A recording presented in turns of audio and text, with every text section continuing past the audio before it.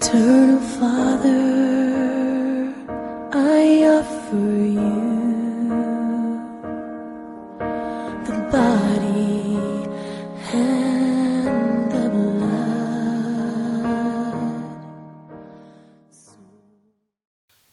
Nashukuru Bwana sana asubuhi ya leo, mpendwa msikilizaji na mtazamaji wangu ambaye Mungu amenipea asubuhi ya leo. Kwa hakika Bwana amekuwa mwaminifu kwangu, amekuwa mwaminifu kwako, na hiyo ndio kwa sababu asubuhi hii mimi pamoja na wewe tumekutana pamoja ili tupate kupatana kwa neno la Mungu ambayo Mungu anatupea.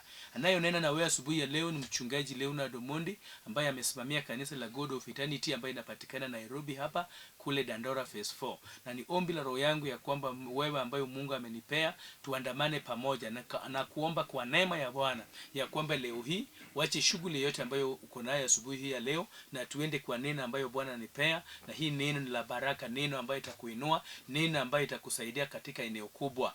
Katika hii mwaka wapendwa, tunapoanza mwaka ni Bwana anatarajia kuona kama kila mmoja wetu anainuka, kama kila mmoja wetu anabadilika, kama kila mmoja wetu anaona yale ambayo aliahidi. Na ni jambo la maana kama tutaenda pamoja na tusikie kwamba leo hii Bwana wa majeshi amenituma niseme ya kwamba wewe ni chombo ambayo anataka kutumia kufanya kazi njema. Wewe ni chombo cha dhamana, chombo ambayo Bwana anataka kutumia ili Bwana afanye kazi njema na wewe. Na ningependa nikuambia mpendwa ya kwamba vile mwaka imeanza ni vyema tuende kwa njia ya Bwana. Ni vyema tujue ya kwamba kusudi la Bwana kutuhusu kama chombo cha Bwana haijabadilika. Na kunaye jambo ambayo Bwana amenituma nieleze jinsi angependa wewe kama chombo upate kukua. Na ningependa tuende katika neno la Bwana na Bwana anaenda kutubariki pamoja. Neno ambayo niko nayo ni neno fupi sana katika kitabu cha Timotheo wa pili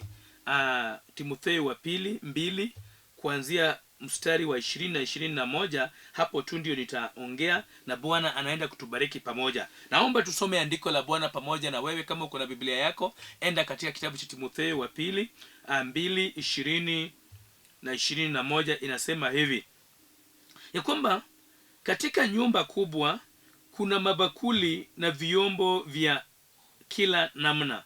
Vingine ni vya fedha na dhahabu, vingine ni vya mbao na udongo, vingine ni vya matumizi ya heshima, na vingine ni vya ajili ya matumizi ya kawaida. Basi kama mtu atajitakaza kwa kujitenga mbali na mambo hayo yote maovu, atakuwa chombo cha matumizi ya kipekee, kwa sababu amekuwa wakfu, anafaa Bwana wake na yupo tayari kwa kila kazi njema.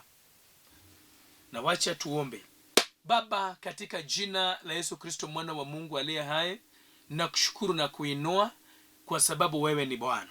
Mimi najishusha chini Bwana wa majeshi, na wewe uinuke ndani yangu ninaponitumia kama chombo tu kwa ajili ya watu wako ambayo wameamka asubuhi ya leo ili wapate kunisikiza. Na Bwana, naomba neema, naomba kibali. Roho Mtakatifu chukua shukani. Sina neno langu bali neno la Bwana. Sina fursa yangu bali hii fursa ni ya Bwana. Bwana wa majeshi, naomba ya kwamba uchukue shukani na unielekeze kwa ajili ya utukufu wa jina lako. Katika jina la Yesu tumeomba. Amen.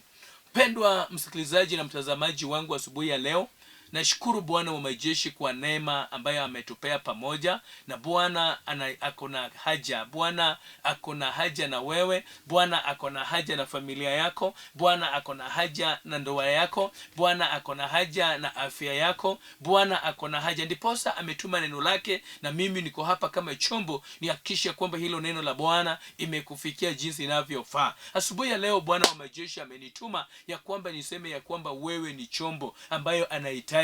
Wewe ni chombo cha maana kwake. Wewe ni chombo ambaye anastahili kwake. Wewe ni chombo ambaye umewakilisha familia. Wewe ni chombo ambaye umewakilisha jamii. Wewe ni chombo ambaye umewakilisha nchi, wewe ni chombo ambayo Bwana anataka kutumia. Na Bwana wa majeshi amenituma kwako mpendwa msikilizaji, ni kuambia ya kwamba anajua mahali popote uko, anajua hali ambayo unapitia, anajua hali ambayo unapitia katika familia, anajua afya yako yale ambayo inakusumbua, anajua ugonjwa ambayo inakutesa, anajua ukosefu ambayo uko nayo, anajua. Lakini kunaye kitu kimoja ambayo Bwana amenituma leo hii ya kwamba nikuambie ya kwamba yeye Bwana ndio huwa anainua watu. Yeye Bwana ndio huwa anafanya watu wanatoka katika hali ya chini na wanainuka katika hali ya juu. Huyu Bwana wa majeshi ndio huwa anafanya watu wanakuwa vile wanavyofaa. Amenituma niongee na wewe ambaye unanitazama. Bwana wa majeshi amenituma ni kwamba yeye ndio huwa anainua watu. Aliposema ya kwamba ni mwaka wake wa kuinua wale ambaye wako chini, yeye ndio anachukua katika mavumbini na anawanyanyua juu, wanakuwa mahali ambayo inastahili. Basi Bwana wa majeshi amenituma niseme kwako mpendwa msikilizaji na mtazamaji wangu ya kwamba yeye ndio huwa anainua watu. Daudi anapoandika katika kitabu cha Zaburi, Roho wa Bwana ikamfunulia jambo ya kwamba hukumu haitoki mashariki. Katika Zaburi 76 mstari wa 6 na wa 7 andiko inasema hivi ya kwamba hukumu haitoki mashariki au magharibi, wala haitoki nyikani au milimani. Mungu mwenyewe ndio hakimu, humshusha mmoja na kumkweza mwingine. Anayeinua watu juu ni Mungu, anayeshusha watu chini pia ni Mungu.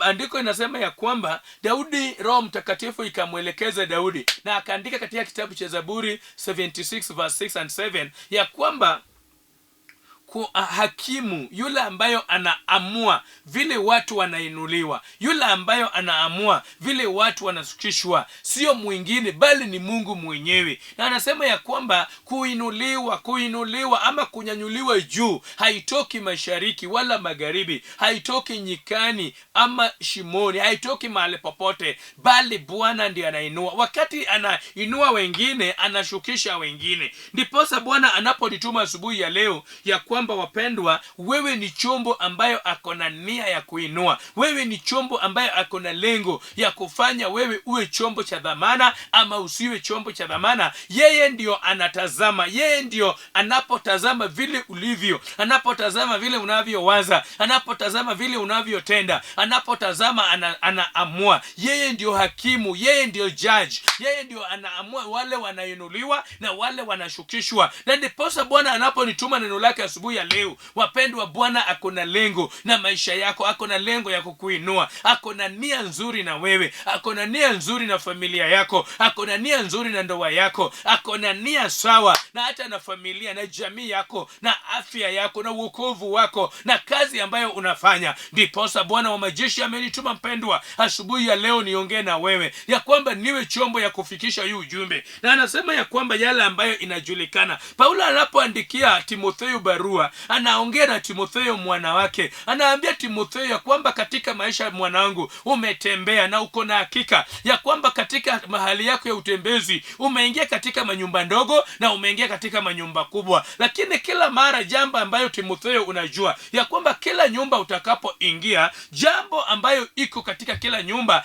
uingiapo ni kwamba utaona ya kwamba kila nyumba uingiapo kuna vyombo zile ndogo ndogo na zile kubwa kubwa. Kuna vyombo vimetengenezwa na vitu tofauti, zingine zimetengenezwa na fedha, na vingine vimetengenezwa na dhahabu, na vingine zimetengenezwa na mbao, zingine zimetengenezwa na udongo, na vingine zinafanywa katika matumizi ya heshima, zingine zimehifadhiwa tu ya kwamba itatumika wakati kuna wageni, na zingine zitatumika tu katika matumizi ya kawaida. Na jambo ambayo jambo ambaye Roho wa Bwana anafungulia Paulo kuandikia Timotheo, ya kwamba haijalishi ya kwamba hizi vyombo ambazo zimetengenezwa na dhahabu, haijalishi zingine zimetengenezwa na mbao, haijalishi kama zingine zimetengwa na udongo, haijalishi. Jambo ambaye inajalisha ni kwamba hizi vyombo vyote vinatumika. Zingine zinatumika kwa kazi za kawaida na zingine zinatumika kwa kazi ambayo ni ya heshima. Na andiko inasema ya kwamba 21, andiko linasema ya kwamba basi kama mtu atajitakaza kwa kujitenga mbali na mambo hayo yote maovu, atakuwa chombo cha matumizi ya kipekee. Hiyo ndio jambo ambayo Bwana amenituma, ya kwamba wewe ni chombo ambaye anataka kutumia katika matumizi ya kipekee, matumizi njema, matumizi ambayo ni ya heshima. Bwana anataka kutumia katika matumizi sio ya kawaida, sio matumizi ambayo ni ya kawaida, bali katika matumizi ambayo ni ya heshima. Haijalishi, Biblia inasema kwamba zile vyombo zingine zimetengenezwa na udongo na mbao, lakini zingine zimetengenezwa na dhahabu na fedha. Zingine haijalishi kwamba imetengenezwa na vyombo aina gani, lakini jambo ambayo inaonyesha ya kwamba mtu akijitakaza, mtu akijirudia, kuna jambo ambayo Bwana anatarajia ya kwamba itoke ndani yangu, ya kwamba itoke ndani yako, ya kwamba Bwana ako tayari kutumia mimi, Bwana ako tayari kutumia wewe, Bwana ako tayari kutumia mmoja katika kazi ambayo ni kazi cha dhamana, ambayo ni kazi cha heshima, ambayo ni kazi njema. Kunaye kazi njema ambayo Bwana ako nayo na anatafuta watu wa kutumia, lakini ili ufike kiwango cha kutumika ni kwamba mtu apate kujitakaza. Sio ya kwamba Bwana atakazi mtu mwenyewe ajirudie, mtu mwenyewe ajitazame, mtu mwenyewe ndio ajiangalie, mtu mwenyewe ndio arudi katika maisha yake na aanze kujitazama. Wapendwa, nimekuja nikuambie siku ya leo ya kwamba kuinuka kwangu na kuinuka kwako haitegemei Mungu pekee, inategemea wewe pamoja na Mungu. Inategemea wewe ambayo umejiangalia na umejirudia na umesema ya kwamba no, hata kama mimi natamani kuinuliwa, hata kama mimi natamani niwe chombo cha kipekee, kuna kitu sijafanya vizuri. Mimi sio msafi, mimi sio mtakatifu, mimi sio mtu ambayo Mungu anaweza tumia. Andiko inasema ya kwamba hakuna chombo ambayo Bwana amedharau. Hata kama umetengenezwa na udongo, hata kama umetengenezwa na mbao, na zingine zimetengenezwa na dhahabu na fedha, lakini Bwana anaangalia jambo moja. Jambo ambayo Bwana anaangalia, mpendwa, ni kwamba hizi vyombo vyote zimejitakaza, hizo vyombo vyote ni safi, hizo vyombo vyote ni vyombo ambayo anapoangalia zinaweza tumika. Mpendwa msikilizaji na mtazamaji wangu, najua ya kwamba uko na afya kama mimi, najua ya kwamba afya yako ni kama yangu, na mara mingi mimi na wewe tumetembea katika choo. Mara mingi ukiwa na haja unaingia katika choo, inaweza kuwa haja ndogo ama haja kubwa, lakini saa zingine kuna choo ambayo ukiingia unapata ya kwamba haja inapotea. Kwa sababu gani? Choo ni chafu.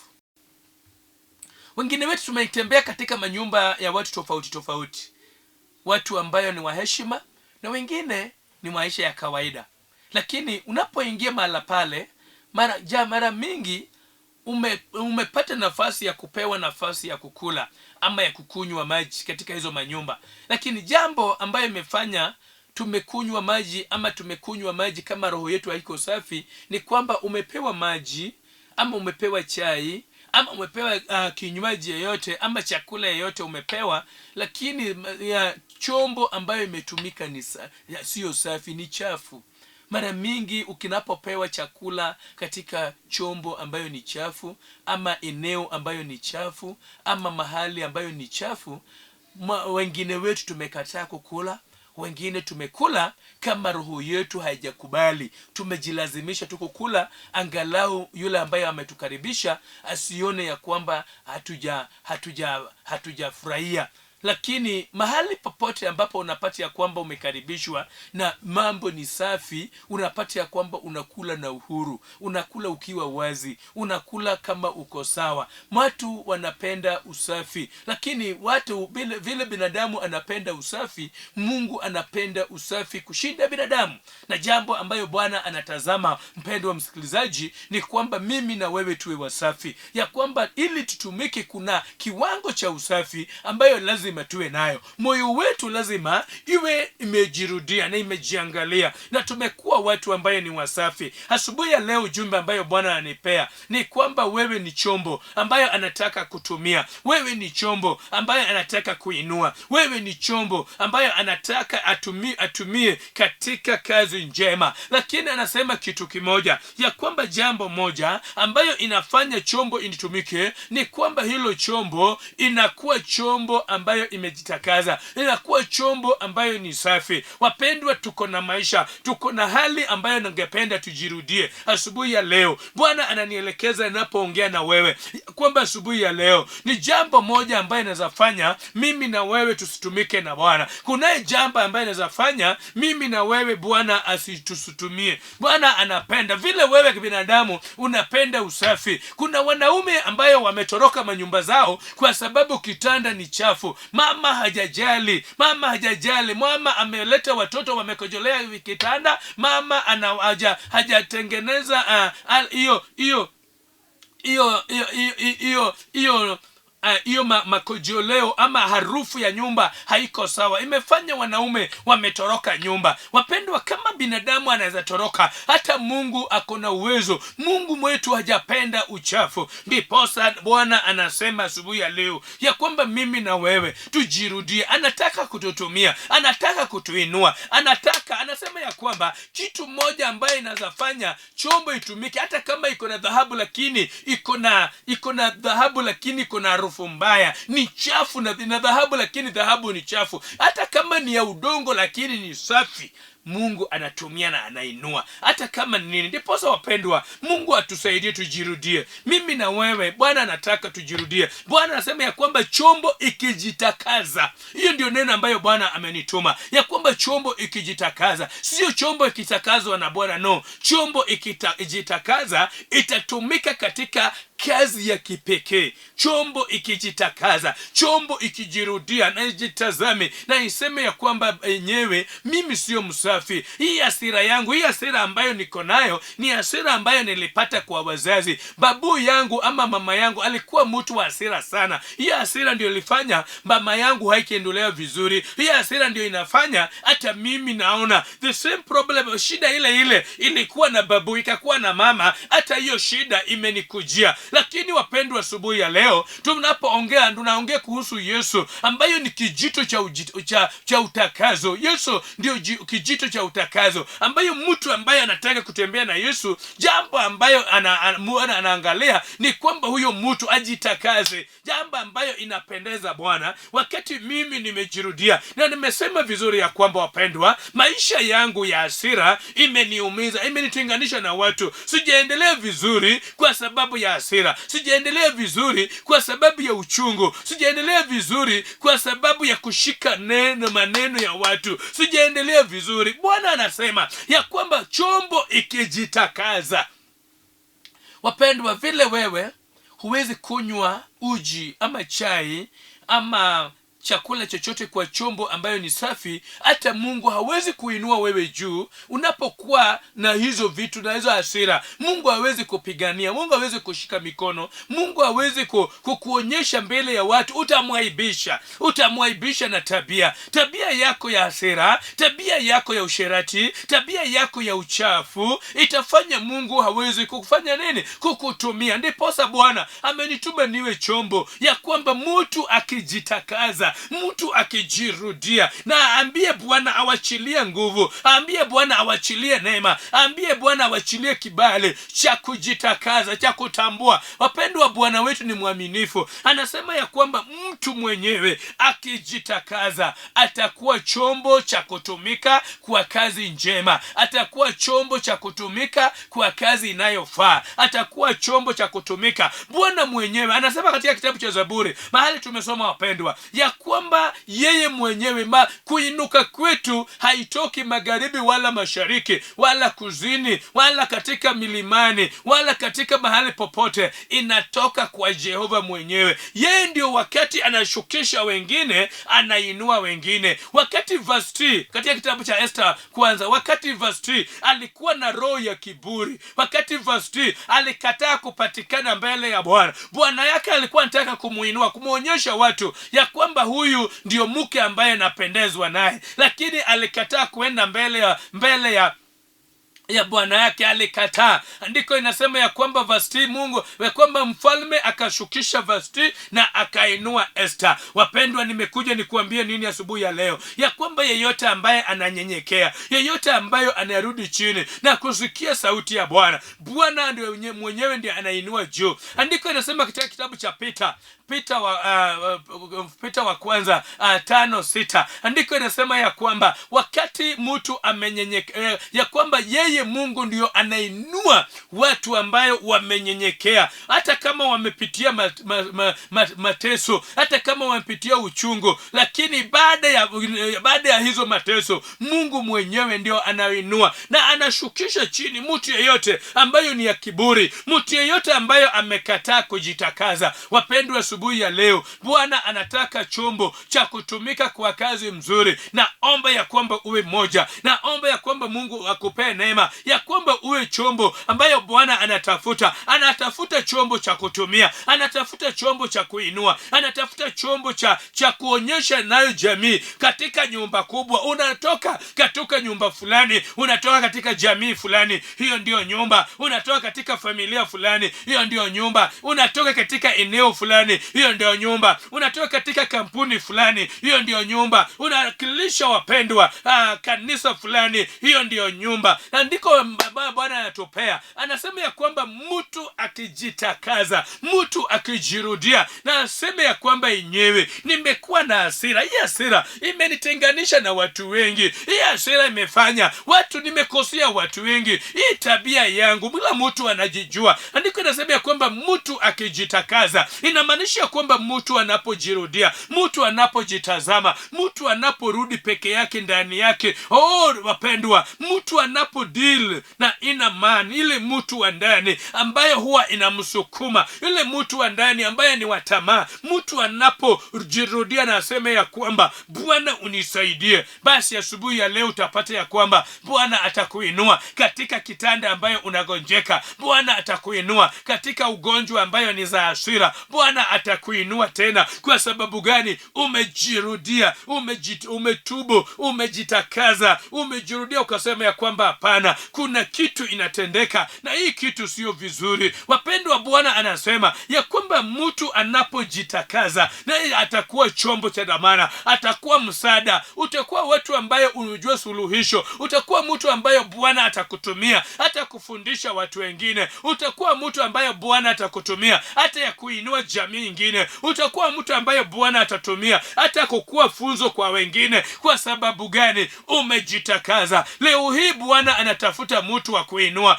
kwa kazi njema, kazi ambayo ni ya baraka, kazi ambayo ni ya ushindi, kazi ambayo ni sawa. Asubuhi ya leo Bwana amenituma ya kwamba anatafuta chombo ambayo anaweza tumia kwa kazi njema, na hiyo kazi njema ni wewe. Bwana ataka inue maisha yako. Ni wakati tu wa kujirudia, ni wakati tu wa kujitazama na kusema ya kwamba yenyewe Bwana ananiongelesha, yenyewe Bwana ananihitaji. Wapendwa, Bwana aliposema ni kwa mwaka ya watu kuinuliwa, kuna vitu ambayo unapotenda inafanya Bwana anakuinua. Jambo moja ambayo Bwana amenituma niseme asubuhi ya leo ya kwamba hainui tu watu, anainua wala ambayo wamejitakaza. Anasema ya kwamba kuinuliwa haitoki mashariki wala magharibi, inatoka kwa Bwana. Na huyo Bwana amenituma niseme ya kwamba mtu akijitakaza, mtu akijirudia, atakuwa tumika kwa kazi njema, atatumika kwa kazi ambayo Bwana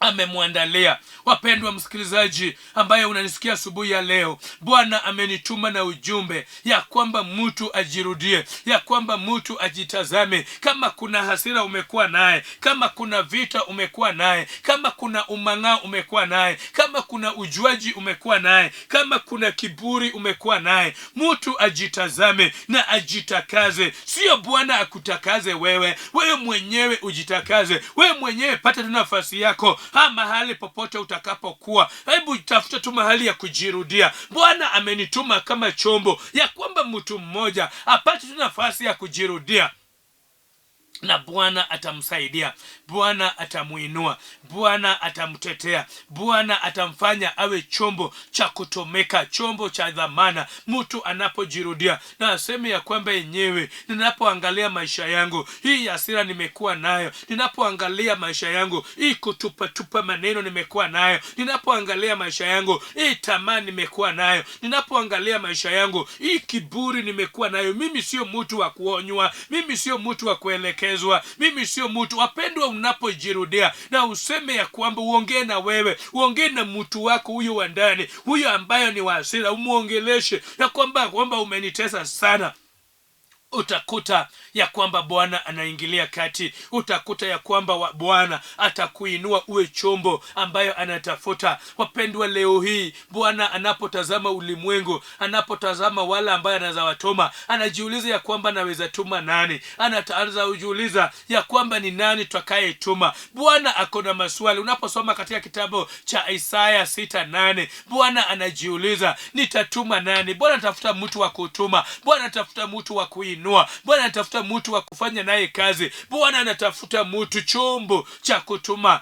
Wapendwa, kama inaweza kuwa wewe, ni wakati wa kujitakaza, ni wakati wa kujirudia na kuambia Bwana ya kwamba, Bwana, niko hapa, unitumie. Ni wakati wa kujitakaza na kuambia Bwana ya kwamba nakuhitaji. Kuna hasira niko nayo, kuna kiburi niko naye, kuna kujiinua niko naye, kuna kujuaji mingi iko ndani yangu. Bwana, niko hapa, unaweza kunitumia. Wapendwa, asubuhi ya leo Bwana amenituma ya kwamba anatafuta mtu wa kutumia, anatafuta chombo cha kutumia, anatafuta chombo ambaye anaweza onyesha watu ya kwamba hii mwaka wa 2023 hata huyu nimeinua. Anatafuta tu mtu mmoja, na anasema ya kwamba wala ambaye anazatumia ni wala ambayo wamejirudia na wamejitakaza. Anasema ya kwamba katika kila nyumba uendapo, katika kila familia uendapo, katika kila jamii uendapo, katika kila kanisa uendapo, katika kila kampuni uendapo, kunaye vyombo. Zingine ni za dhamana sana, zingine zimetengenezwa na dhahabu, zingine zimetengenezwa na fedha, zingine zimetengenezwa na mbao, zingine zimetengenezwa na udongo. Lakini haijalishi.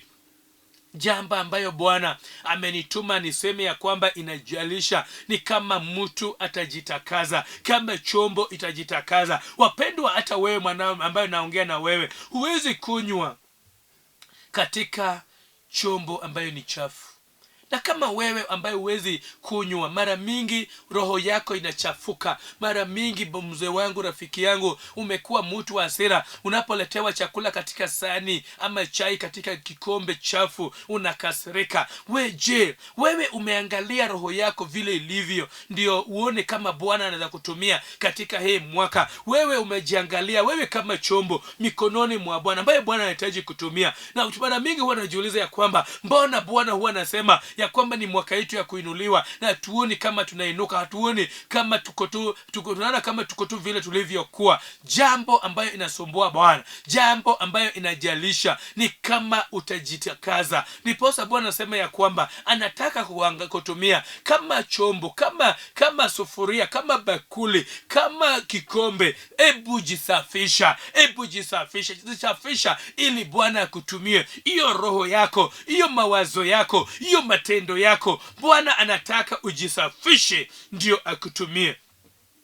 Natamani niombe na mtu mmoja natamani niombe na mtu yule anayesema ya kwamba nataka Bwana anitumie, na kuna vitu ambayo nimejitazama baada ya kusikia neno la Bwana. Nimejitazama na nimeona ya kwamba kwa hakika Bwana hawezi nitumia na hasira. Kwa hakika Bwana hawezi nitumia na kiburi. Kwa hakika Bwana hawezi nitumia na mimi ni mtu wa kujiinua. Kwa hakika Bwana hawezi kunitumia na mimi ni mtu ambayo kila mara mimi ndio mkubwa. Kwa hakika Bwana hawezi nitumia na nimejaa tamaa. Naomba tu mtu mmoja ambaye anaweza sema ya kwamba Bwana wa majeshi, niko hapa unitumie. Nimeshasikia neno lako. Bwana anasema ya kwamba mtu yeyote ambayo atajitakaza, huyo mtu Bwana atamtumia. Atakuwa chombo njema ambayo Bwana anaweza inua. Bwana anaweza tumia mahali popote. Mahali uko tu kama umesikia neno, hata sio lazima tuombe sana. Jambo ambayo Bwana anasema,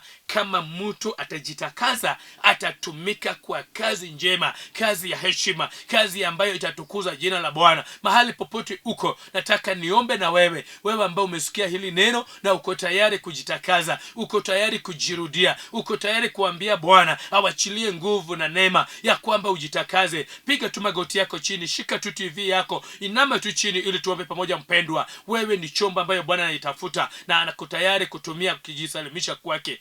Baba, katika jina la Yesu Kristo mwana wa Mungu aliye hai, anayeshika TV, anayeinama chini, anayepiga magoti chini, anatambua na amekubali ya kwamba yeye ni chombo ambayo unamtafuta. Bwana amejisalimisha kwako. Andiko lako linasema ya kwamba mtu yeyote akijitakaza atatumika kwa katika kazi njema. Wacha huyu awe chombo ambaye atatumika kwa kazi njema kwa ajili ya utukufu wa jina lako. Bwana, wachilia nguvu, wachilia neema, wachilia kibali cha kutubu, kibali cha kujitakaza, kibali cha kujirudia, ili atumike kama chombo njema katika hii mwaka 2023. Katika jina la Yesu tumeomba, amen. Basi mpendwa msikilizaji na mtazamaji wangu, aliyekuwa ananena na wewe kama chombo leo hii, mtumishi wa Mungu Mchungaji Leonard Omondi wa kanisa la God of Eternity ambayo iko Nairobi, Dandora phase 4.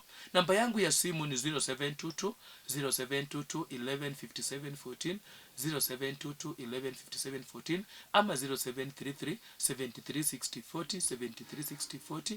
Na hiyo namba yangu iko hapa kwa screen. Chukua namba yangu, piga simu, unisalamie, ama niombe na wewe, ama utume sadaka hapo na tuzidi kuomba na Bwana aenda kubariki. Kama sio hivyo, tukutane wiki ijayo. Shalom, shalom, shalom.